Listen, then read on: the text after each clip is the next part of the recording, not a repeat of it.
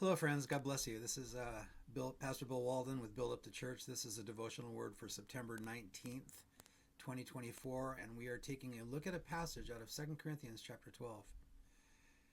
The Apostle Paul has had to continue to explain his position and his heart to the Corinthians. They were his spiritual children, yet they had doubts about him, they had suspicions, all unfounded. The Apostle Paul had to treat them kind of special.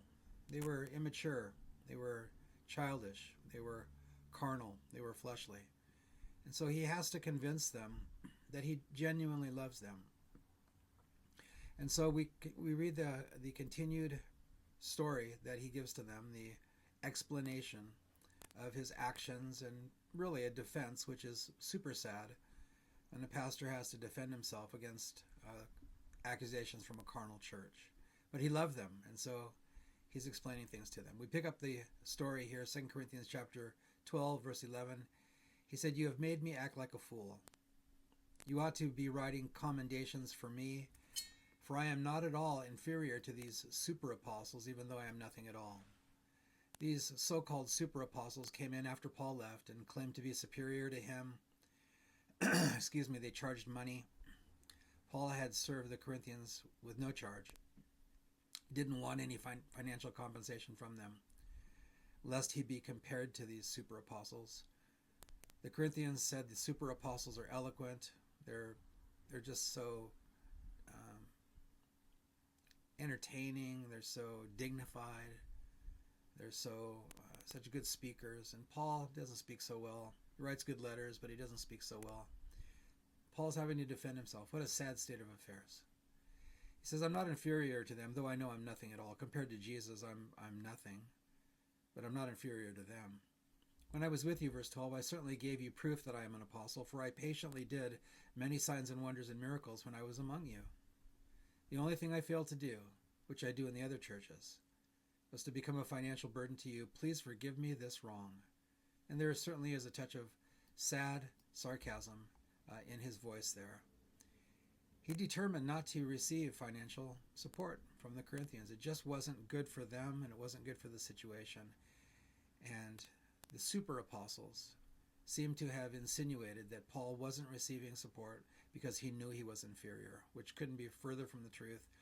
Actually, the fact that he didn't receive compensation proved that he was superior to them, because he wasn't in it for himself as they were. They were in it for themselves. Apostle Paul went on in verse 14, "Now I am coming to you for the third time. I will not be a burden to you. I don't want what you have. I want you." I'm reading from the New Living Translation, but the New King James Version says, "I don't want what is yours. I want you." Paul didn't want what they could give him. He wanted them. He was like a father yearning to be closely related and in fellowship and in a loving relationship with his children. He didn't want their stuff. He wanted their hearts. He wanted their hearts for himself, of course. He desired that godly, loving relationship, and he wanted their hearts to love Jesus. And so, once again, it's just a sad commentary that he has to defend himself. "I don't want what you have, I want you." After all, children don't provide for their parents. Rather, parents provide for their children. And so he's saying, "I'm your spiritual father. I'm not asking you to support me. I'm here to support you." And may I say, that's the heart of Jesus, isn't it? Paul would write to the Corinthians that the Father, he made him, Jesus, who knew no sin, to be sin for us, that we might become the righteousness of God. The Father made the Son to become a sin offering, so that when we believe in Jesus and receive that pardon, the righteousness of God is assigned to us.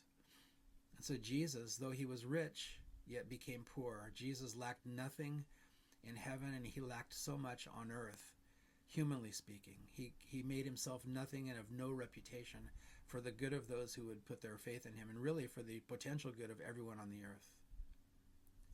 And so Paul is, in a smaller way, yet very sincere and definitive way, walking in the footsteps of Jesus. Verse 15, he says, "I will gladly spend myself and all I have for you, even though it seems that the more I love you, the less you love me." In the New King James, he says, the more I love, the less I am loved. What a sad thing. And yet, what could compel a man like Paul, or obviously Jesus, or so many great Christian saints over the centuries and even into the present day? What could compel them to do that? It's the love of God that compels a heart to love when it's not being loved back, to give when they're receiving nothing back, to think of others when they're not being thought of, to do for others when nothing is done back to them. It's all unconditional love. And Paul speaks about this in 1 Corinthians 13, that love gives, and it doesn't seek for its own, and it keeps no record of wrongs, and it believes all things, and hopes all things, and endures all things. And Paul says love never fails. And that's speaking of the love of God, and that's the love that Jesus has for all of humanity, and that's certainly the love that Paul had for the Corinthians. So know that about Jesus towards you if you're a Christian, that he has loved you with an everlasting love and still loves you even when you don't love him or think about him. And if you're a Christian, may our hearts be filled with that kind of love for other people, and in a special way, especially for the body of Christ. That though they may not love us back, that we will love our brothers and sisters in Jesus Christ. Though I love, it seems like the more I love, the less I'm loved. But Paul said, I will gladly spend and give away everything that I have for your sakes. What a tremendous love that Jesus has for people, that Paul had for these people.